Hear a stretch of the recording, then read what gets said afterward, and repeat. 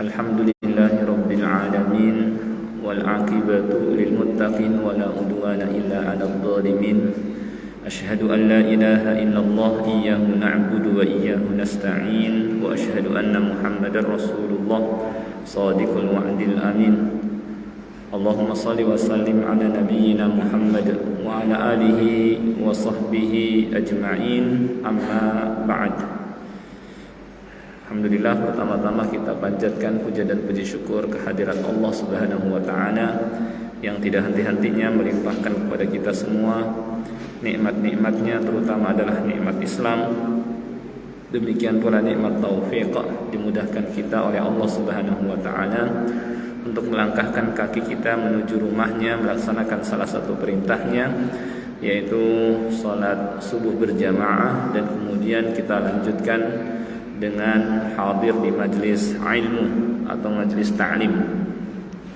Salawat dan salam tidak lupa kita sampaikan kepada Nabi kita Nabi Muhammad sallallahu alaihi wasallam, kepada keluarganya, para sahabatnya, dan orang-orang yang mengikutinya hingga hari kiamat. Kurang aja ya.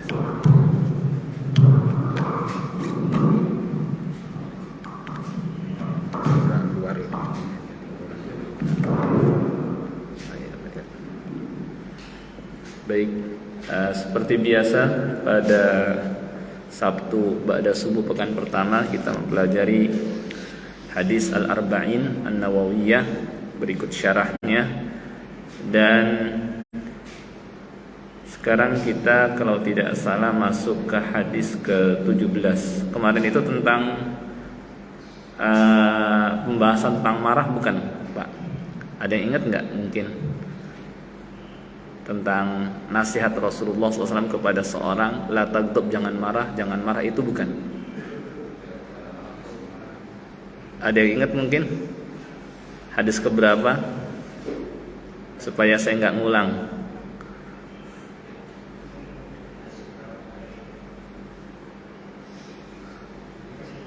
Takutnya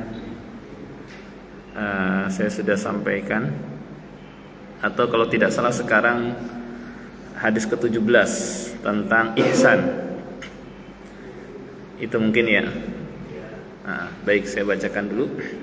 An Abi Ya'la Saddad bin Aus 'anil Nabi sallallahu alaihi wasallam qala inna Allaha kataba al-ihsana 'ala kulli syai' fa idza qataltum fa ahsinul qitlah wa idza dabahtum fa ahsinud dhibhah wal yuhidda ahadukum syafratah wal yurih dhabihatah. Rawahu Muslim. Dari Abu Ya'la Saddad bin Aus dari Nabi sallallahu alaihi wasallam, ia berkata, Nabi sallallahu alaihi wasallam bersabda, sesungguhnya Allah mewajibkan berbuat ihsan terhadap segala sesuatu. Oleh karena itu ketika kalian membunuh maka perbaguslah caranya, dan ketika kalian menyembelih maka perbaguslah cara menyembelih. Dan hendaknya salah seorang di antara kamu menajamkan pisaunya dan menyegarkan hewan sembelihannya. Hadis riwayat Muslim. Baik, pertama kita bahas mufradat atau kosakatanya. Kata-kata sungguhnya Allah yakni kata badis fard, mewajibkan, memerintahkan, dan perintahnya adalah wajib. Al-ihsan ala kulli syai', yakni berbuat ihsan terhadap segala sesuatu, yakni dalam tindakan yang kita lakukan.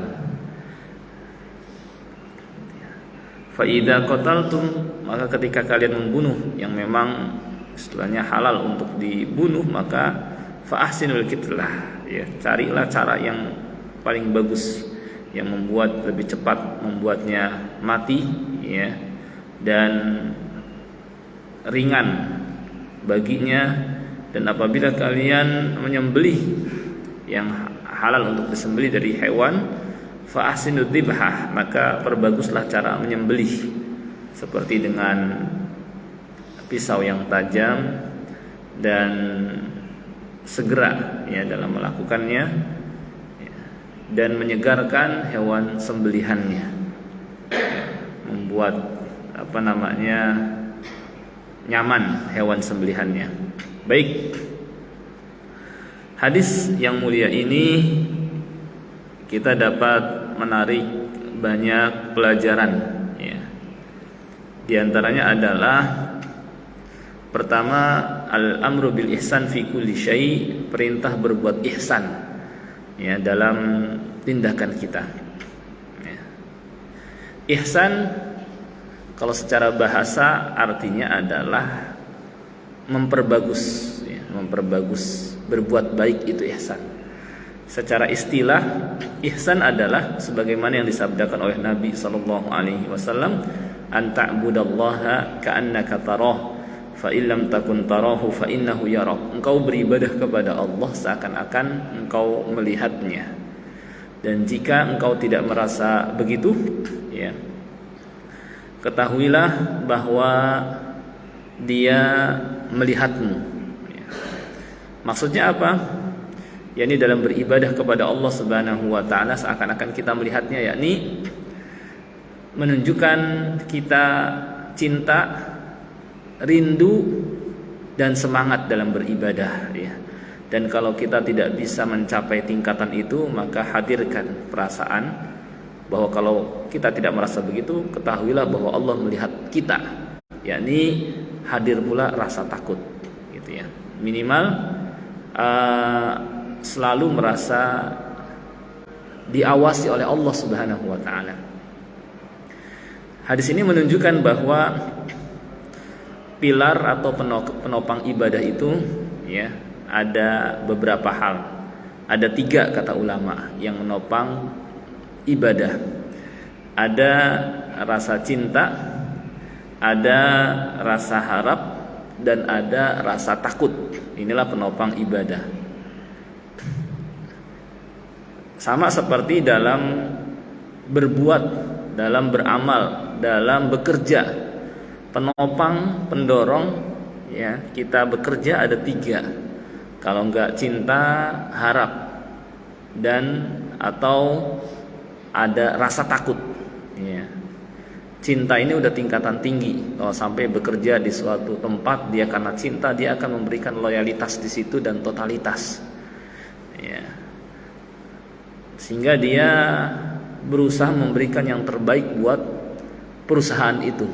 Karena dia sudah cinta, karena dia sudah nyaman, dia coba mengembangkan sehingga rela mengorbankan waktunya bekerja di situ karena sudah cinta. Ya. Ini tingkatan istilahnya paling tinggi. Ya.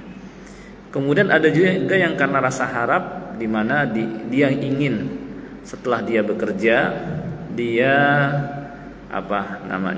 mengharapkan gaji, ya, di akhir bulan karena ada harapan di balik pekerjaan yang dilakukan. Atau karena rasa takut, khawatir kalau umpama dia tidak maksimal bekerja di situ, dia khawatir kena SP misalnya, surat peringatan, SP1, SP2 dan SP3 hingga dia dikeluarkan, maka membuat dia berusaha maksimal di pekerjaan itu. Inilah pendorong seorang bekerja.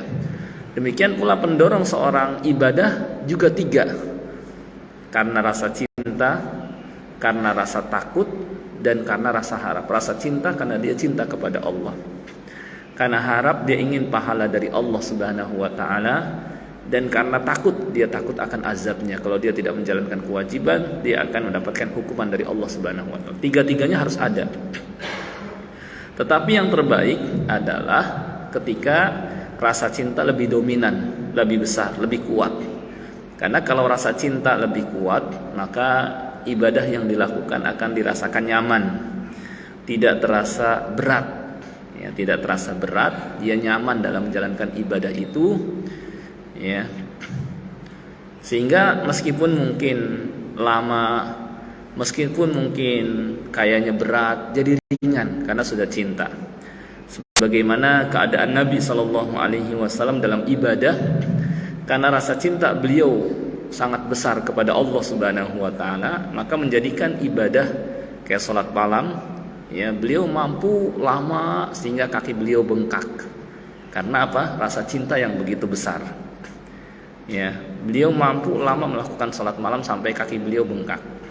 Dan ini tidak heran, karena rasa cinta. Orang kalau sudah cinta maka terasa ringan meskipun berat. Sama seperti ketika seorang bermain bola, ya, mungkin bisa 1 jam 2 jam dia mengejar bola, pergi ke sana kemari, dia mampu istilahnya sampai 2 jam dan tidak begitu merasakan kelelahan, kecapean, bahkan merasakan ringan. Kenapa? Karena dia sudah cinta dengan bola itu. Maka demikian pula ketika seseorang sudah cinta kepada Allah Subhanahu wa taala, maka akan ringan ibadah itu baginya. Nah, inilah yang diharapkan dari ihsan. Seorang beribadah kepada Allah Subhanahu wa taala dengan rasa rindu, rasa cinta kepada Allah Subhanahu wa taala. Dan supaya kita dapat merasakan begitu, ada beberapa caranya. Di antaranya seorang harus kenal Allah Subhanahu wa taala. Kenal Allah, nama dan sifatnya. Ya. Misalnya kenal Allah Subhanahu wa taala punya nama Ar-Rahman, Ar-Rahim, kemudian Al-Ghafur, ya, Maha Pengasih, Maha Penyayang, Maha Pengampun, kemudian juga Al-Mannan, Maha Pemberi nikmat, ya. Kemudian juga Ar-Razzaq, Maha Pemberi rezeki, ya, sehingga dengan begitu ya dia semakin cinta, ternyata Rob saya Maha Pengampun, ternyata Rob saya Maha Pemberi rezeki, dia semakin cinta kepada Allah. Ya.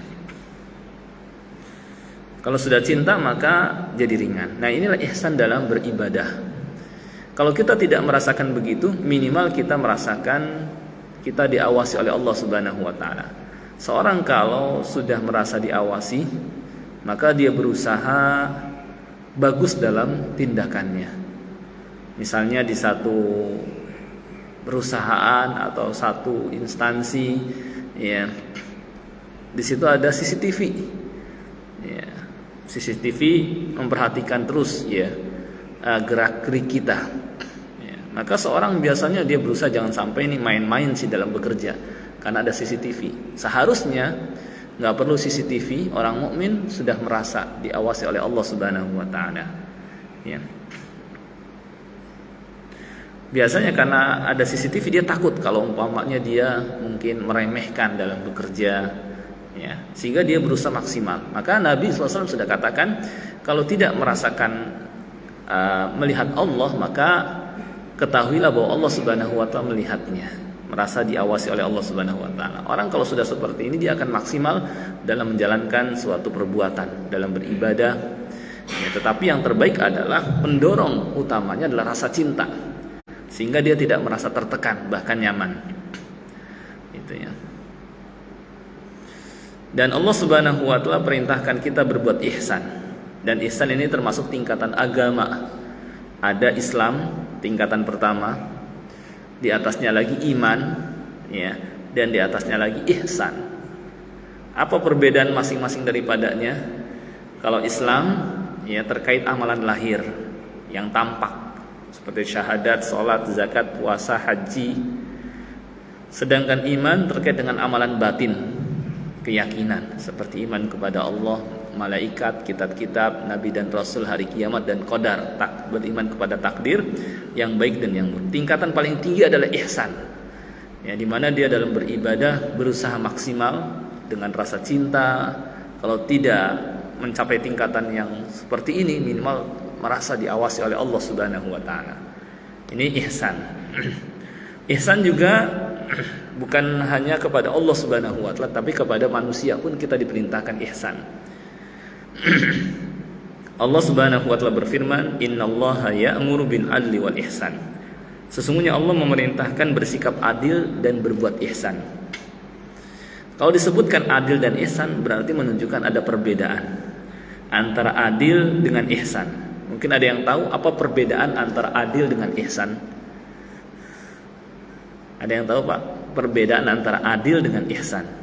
Kita sering mendengar kata-kata Bekasi kota ihsan, tapi umumnya orang-orang Bekasi nggak tahu apa arti ihsan. Ihsan itu apa ya? Ya pokoknya Bekasi kota ihsan aja. Cuma sekarang sudah bergeser ini ya. Tadinya Bekasi kota ihsan, jadi berubah sedikit. Bekasi kota apa sekarang? Iya. Jadi sudah sedikit pergeseran. Bekasi kota apa nggak tahu, sudah jarang disebut lagi Bekasi kota ihsan. Nah, ada di Plang Bekasi kota Pancasila sekarang seperti itu.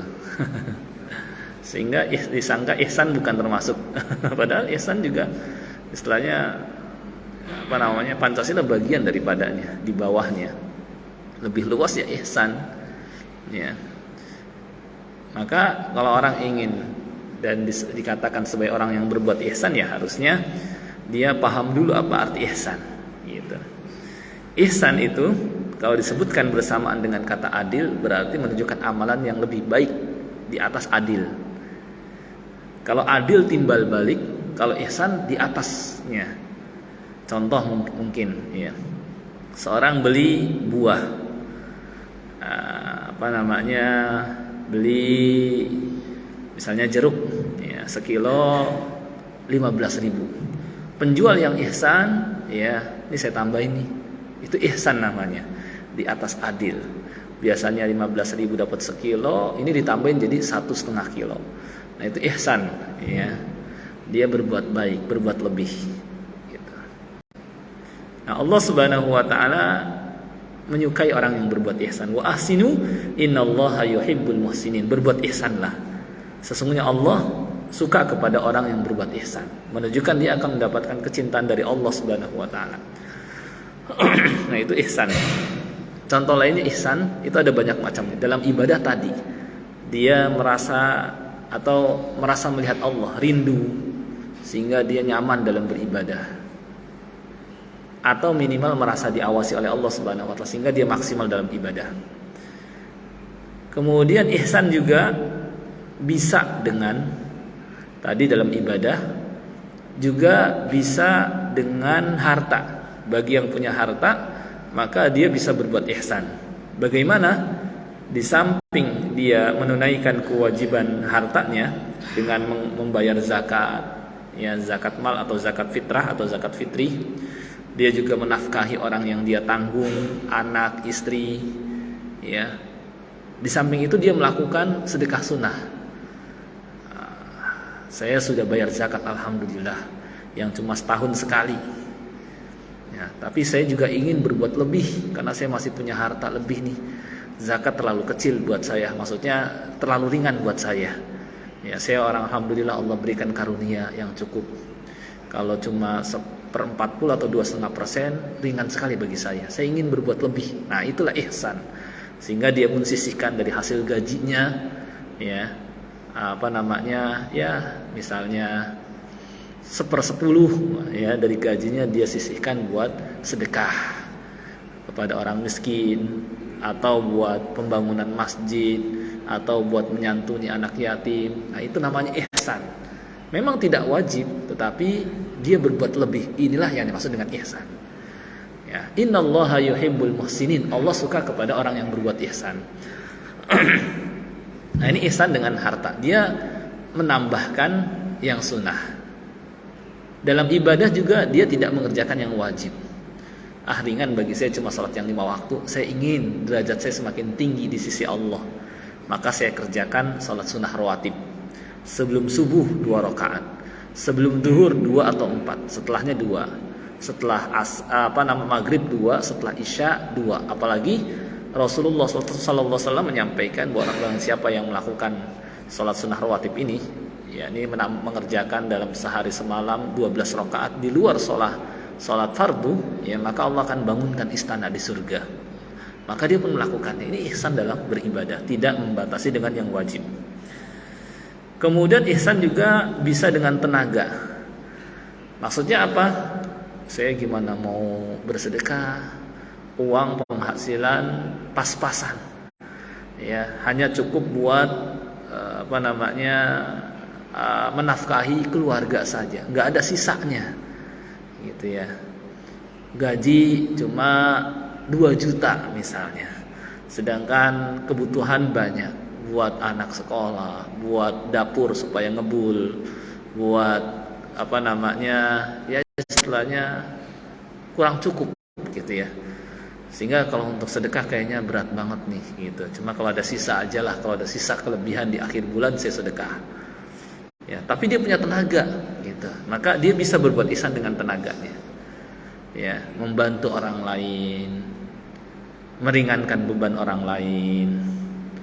Atau misalnya ketika di jalan ada orang lain motornya mogok, kemudian dia dorong dengan kakinya. Atau ketika lihat ada gerobak ya yang bawa barang-barang berat banyak gitu, pemulung misalnya, tukang rongsokan misalnya, pedagang misalnya, ya bawa gerobaknya berat sekali, naik jembatan tinggi, maka dia berhenti dulu, berhentikan kendaraannya, motornya, kemudian dia bantu ngedorong. Ini namanya ihsan dengan tenaga gitu. Wah, saya alhamdulillah nih punya ada sisa waktu. Saya mau coba bantu bersih-bersih masjid lah, meskipun cuma seminggu sekali atau sebulan sekali gitu. Karena saya punya tenaga doang. Saya nggak bisa bantu masjid dengan harta saya gitu. Saya uangnya pas-pasan, gaji cuma seberapa. Tapi saya ingin berbuat baik buat masjid ini. Kalau gitu saya akan bantu bersih-bersih masjid. Ini namanya ihsan dengan tenaga. Gitu. Allah suka kepada orang yang berbuat ihsan, dan Allah bersama orang yang berbuat ihsan, dan Allah akan memberikan pahala yang besar kepada mereka yang berbuat ihsan. Gitu. Ini contoh ihsan dengan tenaga. Gitu, dengan tenaga. Dulu ada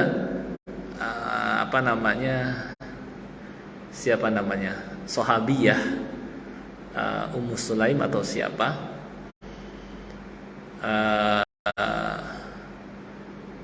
Dia ketika Nabi SAW datang ke Madinah, orang-orang pada berusaha memberikan yang terbaik buat Rasulullah SAW. Ada yang menawarkan, ini aja nih ke tempat kami, tinggal di tempat kami, kayak gitu. Banyak pada menawarkan diri. Nah, kemudian ada seorang ibu-ibu, dia ingin juga berbuat baik, cuma nggak punya apa-apa, tapi punya anak dia. Ya, Anas bin Malik gitu. Wahai Rasulullah, secara mana?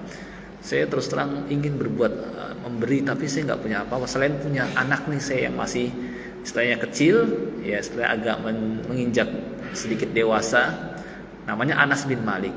Saya siapkan dia untuk menjadi pelayan engkau. Maka dia pun serahkan Anas bin Malik kepada Rasulullah SAW, dan selama kurang lebih 10 tahun melayani Rasulullah, kebutuhan Rasulullah SAW. Sehingga beliau paling banyak hadisnya karena mendampingi terus Nabi SAW dari Anas bin Malik, sehingga Rasulullah SAW mendoakan kebaikan buat Anas bin Malik. Hartanya banyak dan keluarganya banyak, ya banyak harta dan banyak keluarganya, anaknya banyak sekali, karena ya sebagai balasan dia melayani Rasulullah SAW dan ibunya juga. Ya. Nah, ini contoh ihsan. Nggak ada kata gimana saya mau berbuat ihsan, tapi bukankah kita punya tenaga? Sama seperti ketika seorang tadi bersedekah. Gimana saya mau sedekah? Saya nggak punya uang. Tapi bukankah kita punya mulut dan bukankah kita punya jari yang dengan mulut kita ajak orang lain untuk bersedekah, dan bukankah kita punya jari yang dengan jari kita bisa ingatkan, ketik misalnya, ayo bantu saudara kita yang sedang mendapatkan musibah, ya, sedang kekurangan, rekeningnya ini silahkan gitu ya, kemudian kita salurkan. Nah, ini termasuk ihsan ya. Kemudian ihsan juga bisa dengan ilmu ya, dengan dia menyebarkan ilmu dengan berbagai macam media, dia share ya. Gimana saya ingin setelah menyebarkan ilmu, saya nggak punya ilmu, ya udah saya share tausiah ulama misalnya. Ini ihsan dengan ilmu. Ihsan juga bisa dengan kedudukan ya. Wah, saya ingin dengan kedudukan ini yang Allah berikan kepada saya mempermudah orang lain. Ada orang lain datang kepada, bisa bantu nggak saya? Apa yang kau butuhkan? Tolong, saya ingin membuat KTP, buat apa namanya, ya pokoknya berkas-berkas, permudah. Oh iya udah, ntar saya tinggal bilang ke bawahan saya tolong bantu dia. Nah ini namanya ihsan dengan kedudukan, ya. Banyak keutamaan yang disebutkan dalam Al-Quran dan hadis ya bagi mereka yang ihsan dan seterusnya, ya. Nah inilah gambaran ihsan, ya. Kemudian Nabi SAW menerangkan contoh ihsan, bahkan sampai dalam membunuh dan menyembelih pun diperintahkan ihsan. Bagaimana dalam apa namanya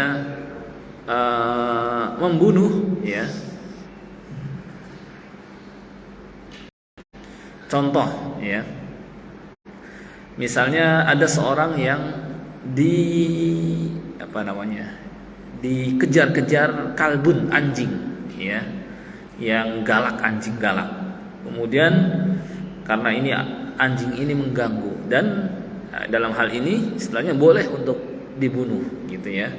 Maka dia menggunakan cara yang paling lebih mematikan, ya. Apa yang lebih mematikan, gitu caranya.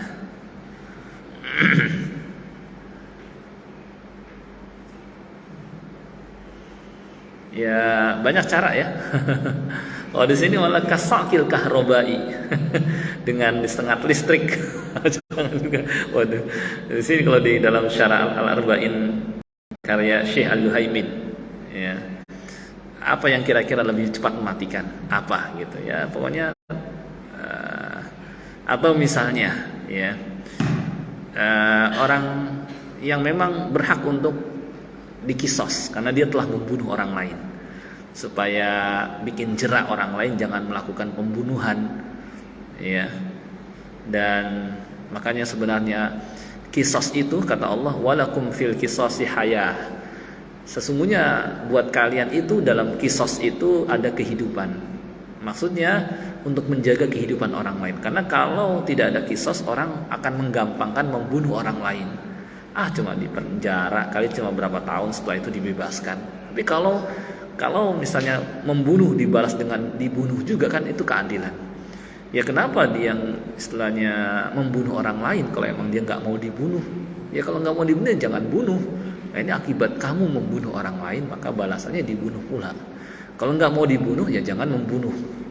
Maka setiap orang ketika ingin membunuh, dia akan berpikir berkali-kali, saya bakal dibunuh, maka kalau gitu saya nggak akan membunuh.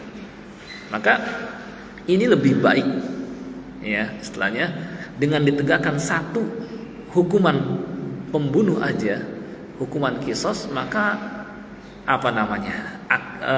manfaat yang dihasilkan wilayah itu akan berada dalam kedamaian, ya. Satu orang diberlakukan kisos, ya. Dan cara kisosnya pun dengan cara yang mudah bisa matikan. Dengan cara mungkin dikisos dengan dipenggal. Itu udah serem banget, ya. Orang kalau mau membunuh, dan insya Allah nggak akan ada yang lagi yang namanya tawuran, nggak akan ada yang namanya lagi bacok-bacokan, nggak ada lagi yang namanya geng motor, yang mana syarat untuk bergabung jadi geng motor itu harus ngebacok orang lain dulu. Nggak ada yang namanya lagi begal, nggak ada yang namanya lagi istilahnya penculikan yang kemudian nanti akan diambil organnya misalnya. Nggak akan ada. Karena kenapa? Ketangkep sama pihak keamanan, ditangkep udah dipenggal lehernya. Itu bikin para penjahat mikir 10.000 kali untuk membunuh. Wah, saya bakal dipenggal lehernya. Saya nggak berani, akan aman, terjadi kedamaian. Kalau dia nggak mau dibunuh ya jangan membunuh, gitu. Dan itu lebih cepat mematikan daripada melalui proses siksa dengan dipukulin dulu, dengan diapain, sekali udah putus cuma berapa detik mati. Tapi di dalamnya ada kehidupan kata Allah. Maksudnya apa? Membuat orang lain mikir 10.000 kali untuk membunuh, gitu ya. Kalau diberlakukan itu, ya. Dan buat orang yang terbunuh juga, yang sudah setelah dikisos, maka insya Allah itu dosanya terampuni mudah-mudahan, gitu ya. Nah ini, ya, insya Allah nggak ada lagi orang coba-coba ngebunuh orang lain. Orang ngebunuh itu karena ya hukumannya cuma kecil, ringan, kali cuma dipenjara, setelah itu selesai. Tapi kalau dibunuh juga itu nggak akan. Jadi insya Allah yang ada kedamaian di daerah itu. Maka disebutkan dalam riwayat ditegakkan hukuman had itu lebih baik daripada mendapatkan curahan hujan selama 40 tahun. Curahan hujan, nyaman, keadaan itu kan enak, tapi lebih enak lagi setelah ditegakkan kisos, akan ada tumbuh kedamaian di sana sini. Gitu. Ya. Nah, ini contoh gitu ya. Membunuh dengan cara yang lebih cepat, membuat dia mati. Tidak dengan disiksa dulu, tidak dengan dipukulin, itu langsung tak, udah selesai. Cuma berapa detik. Ya emang gitu. Ya. Kemudian demikian pula dalam menyembelih, kita diperintahkan berbuat ihsan. Ya. Mau nggak mau, ya namanya kita juga butuh protein hewani. Ya. Maka istilahnya kita butuh makanan dari hewan. Dengan istilahnya disembelihlah kambing, dengan disembelih ayam, dengan disembelih sapi. Dari sini kita hendaknya bersyukur kepada Allah Subhanahu wa taala, di mana Allah jadikan semua yang ada di muka bumi ini buat kita. Dari mulai hewan-hewannya, tumbuh-tumbuhannya, ya. Bagaimana setiap hari ayam disembelih, kambing disembelih, sapi disembelih buat kita konsumsi. Ya. Dan di situ kita lihat adanya keberkahan. Kambing misalnya, padahal kalau beranak istilahnya nggak banyak, nggak seperti hewan yang lain, nggak seperti kalbun, anjing atau khinzir atau babi misalnya, ya. Tapi ternyata yang dibutuhkan, yang sering disembelih, ya, yang dikonsumsi oleh manusia adalah kambing. Ya, padahal kalau beranak nggak begitu banyak banget gitu ya. Inilah letak keberkahan, ya. Istilahnya padahal yang melahirkannya sedikit, tapi dialah yang banyak dikonsumsi dan nggak kekurangan. Ya, terus aja ada terus kambing. Ya, sedangkan hewan lain yang banyak beranaknya tapi istilahnya nggak seperti kambing, ya. Ya, tidak seperti kambing yang dikonsumsi terus ada terus. Padahal kalau beranak nggak banyak, gitu ya. Nah, kemudian juga dalam menyembelih, ya kata Nabi sallallahu alaihi wasallam, fa'ahsinud dzibhah, perbagus cara menyembelih. Bagaimana cara? Wal yuhidda ahadukum syafrata, hendaknya dia tajamkan pisaunya. Dan dalam menajamkan juga disyariatkan jangan sampai kita mengasah di hadapan hewan tersebut, supaya nggak bunuh dia 2 kali. Kita sembunyi. Kemudian juga wal yurih dhabihatah, menyegarkan, membuat nyaman hewan sembelihannya, nggak diseret-seret, nggak ditarik paksa, dielus-elus. Setelah tiba sampai ke tempat sembelihan, kita baringkan dengan pelan, langsung sak dah cepat. Dengan kita dengan kita memotong bagian yang lebih cepat mematikan, yaitu 2 urat leher ditambah tenggorokan dan kerongkongan, udah selesai. Nggak usah harus sampai putus lehernya, itu sudah cepat mati. Ada cuma berapa saat setelah itu mati, gitu. Nah, ini contoh kita karena nggak mau kita butuh mengkonsumsinya, ya. Maka bersyukurlah kita kepada Allah Subhanahu wa taala ketika semua ditundukkan buat manusia. Ditundukkan buat manusia, ya. Harusnya kita beribadah kepada Allah Subhanahu wa taala. Sudah gitu dari hidup sampai mati pun manusia dimuliakan oleh Allah Subhanahu wa taala. Kata Allah, "Tsumma amatahu fa akbarah." Ya. Kemudian Allah Subhanahu wa taala mewafatkannya dan menguburkannya. Apa maksudnya? Ya, untuk manusia Allah ilhami manusia yang lain supaya kalau meninggal jangan dibiarin. Bahkan menjadikan wajib, ya, fardu kifayah, harus dia dimandikan, dikafankan, disolatkan dan dikuburkan. Ya, dikuburkan ini termasuk memuliakan manusia. Coba kita lihat misalnya hewan. Ya, ada yang mati setelah itu nggak dikubur. Ya, Nggak usah jauh-jauh, yang sering kadang kita lewat di jalan, tikus. Kalau mati, ya malah sengaja ditaruh di jalan, ya tergeletak kemudian dilindes sampai gepeng. Orang ada yang peduli? Enggak, biarin aja, biarin aja. Bagaimana? Enggak ada. Istilahnya, jadi keadaannya sangat rendah sekali, ya. Tapi ada manusia yang enggak ada satupun manusia yang meninggal setelah itu dibiarkan tergeletak sampai membusuk, sampai kering, sampai mati, sampai istilahnya hancur, enggak ada. Pasti mereka akan menguburkannya. Ini menunjukkan bagaimana manusia dimuliakan, ya. Oleh karena itu, istilahnya jangan sampai dia sudah dimuliakan oleh Allah Subhanahu wa taala malah kufur kepada Allah.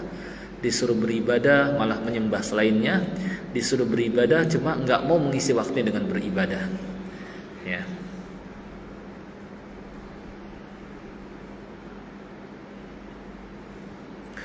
Nah, inilah contoh ihsan, ya. Enggak ada syariat seperti ini. Seperti halnya syariat Islam, ya, yang memerintahkan ihsan. Nah, sekarang apa sih balasan bagi mereka yang berbuat ihsan? Balasannya kata Allah Subhanahu wa taala, hal jazaa'ul ihsani illal ihsan. Tidak ada balasan buat orang yang berbuat ihsan kecuali akan dibalas juga dengan kebaikan. Ada sebuah kisah. Ada ya kisah nyata, ya. Seorang profesor, ya. Dia terkena penyakit jantung yang harus membutuhkan untuk operasi, ya. Terkena jantungnya, kenapa tahu ya, Allahu a'lam. Dia harus dioperasi, ya. Suatu ketika dia mau beli daging ke penjual daging. Nah, kemudian dilihat di tukang daging itu ada sebagian daging yang disisihkan, dimasukin ke dalam kantong, mungkin lemaknya, tulangnya, atau daging yang sisa-sisa dimasukin ke dalam kantong. Tiba-tiba datang kepada tukang daging itu ibu-ibu yang sudah tua. Kemudian dilihatnya ibu-ibu ngapain, ngumpulin lemak, ngumpulin sisa-sisa daging, ngumpulin tulang-tulang, ya. Maka ditanyalah oleh profesor itu, ya, untuk apa engkau kumpulkan sisa-sisa daging, tulang, lemak? Kata dia, untuk anak-anak saya. Saya sudah lama, suami saya meninggal dunia dan meninggalkan 6 orang anak, ya, 6 orang putri, ya, dan mereka jarang sekali makan daging. Maka saya minta izin kepada tukang daging ini, istilahnya sisa-sisanya jangan dibuang, biar nanti saya masak buat di sop atau sebagainya, ya. Nah, melihat keadaan seperti ini hanya dapatkan sisa-sisa daging, maka profesor ini bilang, kamu butuh berapa kilo daging? Sebenarnya enggak, cuma setengah kilo sudah cukup, setengah kilo saja. Maka sudah dia bilang kepada tukang daging ini, tukang penjual daging, siapkan kasih buat dia 2 kilo, dan setiap minggu kasih, dan saya akan bayar untuk kebutuhannya selama setahun. Maka dibayarlah. Setelah dibayar, karena dia berbuat ihsan, bersedekah, pulang ke rumah kok nyaman, perasaan yang biasanya jantungnya kenapa-napa, terasa sakit, kok sekarang dia merasakan lega, nyaman, bergembira, gitu, ya. Sampai ke keluarga, saya belum pernah merasakan kenyamanan seperti ini, ya. Maka tibalah saatnya dia harus dioperasi sesuai dengan jadwal. Maka dia mau nggak mau harus pergi, ya, karena memang harus keluar negeri, dioperasinya di London, ya. Sesampainya di sana hendak dioperasi, tim dokter, ya, memeriksa, kok kayaknya nggak ada apa-apa yang sakit, kayak gitu. Kemudian ditanya oleh profesor, apa yang sudah kamu lakukan, ya, berapa hari ini? Saya nggak lakukan apa-apa, kayak gitu. Maka enggak, kamu mungkin sudah melakukan sesuatu. Disuruh lagi dokter, coba periksa ulang lagi, periksa lagi badannya, kok kayak nggak ada apa-apa. Coba lihat file-file yang lama, riwayat penyakitnya gimana, kok udah ini masih ada bekas pernah sakit ini, pernah sakit itu. Nah, cuma setelah diperiksa lagi, kamu udah nggak perlu butuh operasi, ini sekarang sudah membaik sama sekali, nggak ada sakit sama sekali, ya. Sebenarnya apa yang sudah kamu lakukan? Maka disampaikan, ya. Ini belum lama saya berbuat baik kepada seorang ya ibu-ibu yang sudah tua yang punya anak, punya anak, mereka butuh nafkah, maka saya nafkahi untuk setahun, gitu ya. Ya, oh inilah penyebab Allah Subhanahu wa taala sembuhkan. Ini bagaimana? Karena dia berbuat baik, Allah mudahkan penyakit itu hilang sama sekali, nggak ada sama sekali di dalam badannya.